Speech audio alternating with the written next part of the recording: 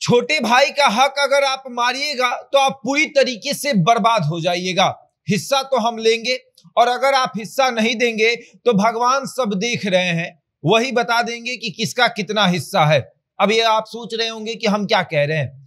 ये मेरी बानी नहीं, ये बल्कि उपेंद्र कुशवाहा की बानी है। जब वो जेडीयू से अलग हो रहे थे तब उन्होंने एक सोशल मीडिया पर पोस्ट डाला था कि ऐसे कैसे चले जाए बड़े भाई बिना अपना हिस्सा लिए।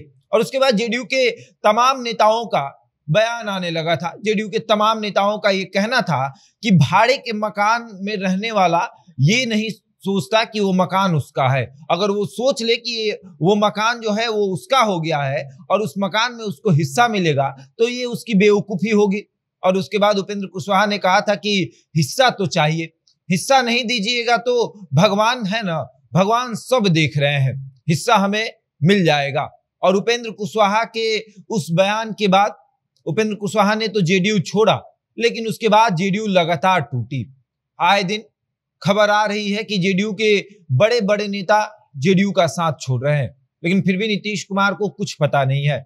अब विस्तार से आपको समझाएंगे कि आखिर उपेंद्र कुशवाहा जो बोल कर गए कि हिस्सा तो हम लेंगे और हिस्सा नहीं अगर दिया जाएगा तो जेडीयू पल पल टूटेगी। और अब जेडीयू पल पल टूट रही है और शायद ये बात नीतीश कुमार के कानों तक जा भी नहीं रही है। अब विस्तार से समझाएंगे, लेकिन उसके पहले नमस्कार, मेरा नाम शशांक पांडे है। आप जनता जंक्शन पर मुझे देख रहे हैं, कैमरे के पीछे विशाल खड़े हैं।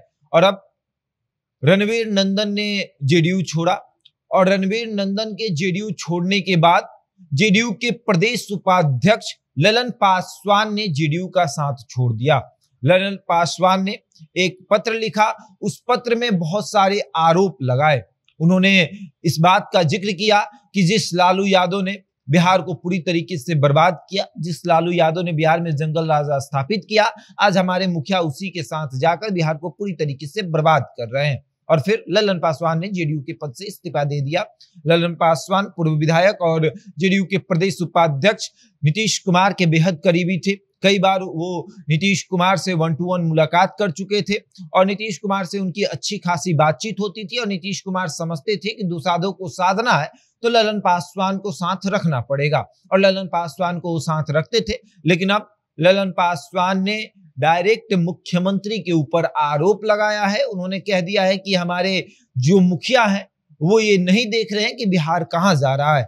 बिहार जो है वो बिल्कुल बर्बादी की ओर जा रहा है, और वो इसलिए जा रहा है क्योंकि लालू यादव से नीतीश कुमार ने हाथ मिला लिया। याद करिए, उपेंद्र कुशवाहा ने नीतीश कुमार का साथ क्यों छोड़ा था? उपेंद्र कुशवाहा ने नीतीश कुमार का साथ इसलिए छोड़ा क्योंकि नीतीश कुमार लालू यादव के साथ चले गए। रणवीर नंदन ने नीतीश कुमार का साथ क्यों छोड़ा? रणवीर नंदन ने नीतीश कुमार का साथ इसलिए छोड़ा कि नीतीश कुमार लालू यादव के साथ चले गए। और उसके बाद बाकी कई नेता नीतीश कुमार का साथ इसलिए छोड़ रहे हैं कि वो लालू यादव के साथ चले गए हैं। और अब ललन पासवान ने भी ये आरोप लगा दिया कि आप लालू यादव के साथ जाकर बिल्कुल गलत कर रहे हैं, हम आपका साथ छोड़ रहे हैं। और ऐसे ही जेडीयू के कई ऐसे नेता हैं जो पल पल घुट रहे हैं पार्टी के अंदर, और वो चाहते हैं कि किसी दिन ऐसा आए कि हम भी पार्टी के पद से इस्तीफा देकर निकल जाए। और अब लगातार जेडीयू में जो है खटपट देखने को मिल रही है। कभी मंत्री जो हैं वो राष्ट्रीय अध्यक्ष की औकात बता देते हैं, तो कभी राष्ट्रीय अध्यक्ष जो हैं वो मंत्रियों से बात करना बंद कर देते हैं, यहाँ तक कि मुख्यमंत्री से बात करना बंद कर देते हैं। इतनी खटास किसी पार्टी में देखने को नहीं मिल रही है जितनी खटास आजकल जेडीयू में देखने को मिल रही है। और नीतीश कुमार तो प्रयास कर रहे हैं कि जेडीयू को बचा लिया जाए, और इसीलिए तो कुछ दिन पहले उन्होंने तमाम नेताओं से 1-to-1 मुलाकात की थी। इसमें ललन पासवान भी शामिल थे, लेकिन ललन पासवान से बात बनी नहीं। और अब ललन पासवान ने कह दिया कि अब हम नहीं रह सकते हैं, अलविदा कहते हुए वो पार्टी के पद से इस्तीफा देकर निकल गए। और अब कयास ये लगाया जा रहा है कि ललन पासवान बहुत जल्द भाजपा में शामिल होंगे, क्योंकि रणवीर नंदन भाजपा में शामिल होते हुए उन्होंने कहा था कि जेडीयू में अभी बहुत ऐसे लोग हैं जो हमारे साथ हैं, और हम यूं ही दावा नहीं करते, हम बड़े नेताओं की तरह ये नहीं कहते कि उनके 5 विधायक, उनके 5 सांसद हमारे संपर्क में हैं। हाँ, हम ये दावा जरूर करेंगे कि जेडीयू के कई नेता हमारे संपर्क में हैं, लेकिन और अब वो दावा सत्य नजर होते हुए आ रहा है।